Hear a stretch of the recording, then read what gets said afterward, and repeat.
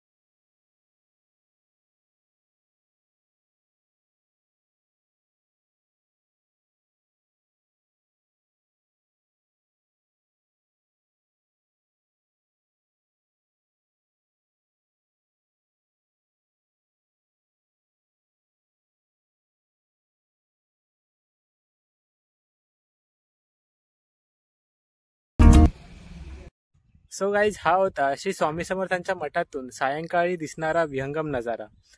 तर आता 7 वाजलेत, आता आपण घरी जातोय आणि दररोज संध्याकाळी 8 वाजता इथे आरती होते।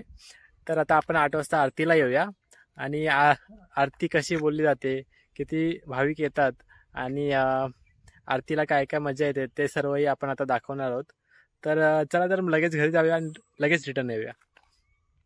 सो आता 8 वाजलेत आणि आता आपण आरतीसाठी आलोय आणि आता हळूहळू सर्व भाविक जण आरतीसाठी येत आहेत आणि बरोबर 8 वाजता आरतीला सुरुवात होईल। रात्रीचा काही असा व्ह्यू दिसतो आपल्या मंदिराचा, आपल्या मठाचा।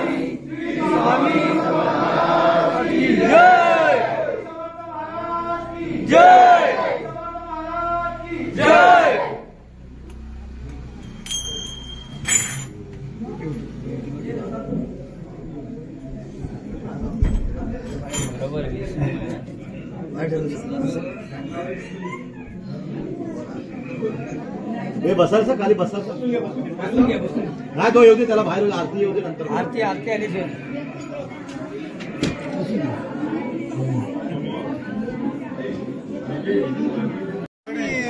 मला भेटला बोलायला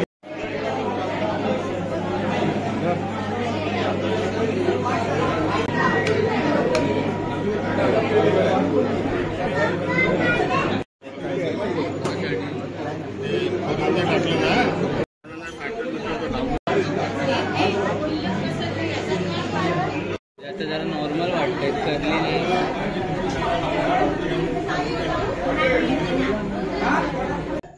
आम्ही 2 वर्षापूर्वी या ठिकाणी जेव्हा एकत्र बसलो तेव्हा स्वामींचं मंदिर बांधायची कल्पना डोक्यामध्ये आली आणि त्यानंतर आम्ही रवींद्र कदम यांची एक बँकेजवळची जागा निवडली होती. ते सुद्धा द्यायला तयार होते, परंतु 1 गुंठ्यामध्ये मंदिर होणार नव्हतं. त्यानंतर आम्ही सगळे सचिन चव्हाण असतील, योगेश चव्हाण, आमचे सगळे सहकारी आम्ही 9:30 वाजता इथं आलो ह्या स्पॉटवरती आणि रात्री. आणि ही जागा आमच्या दृष्टीने जरी खडबडीत होती तरी आवडली होती, परंतु जागा रस्त्याच्या बाजूची जागा मिळणं अशक्य होतं. परंतु जेव्हा आम्ही त्यांना फोन केला इथूनच फोन केला की आम्हाला आपल्या स्वामींचं मठ आपल्याला बांधायचं आहे आणि स्वामींच्या मठासाठी आपल्याला जागा पाहिजे.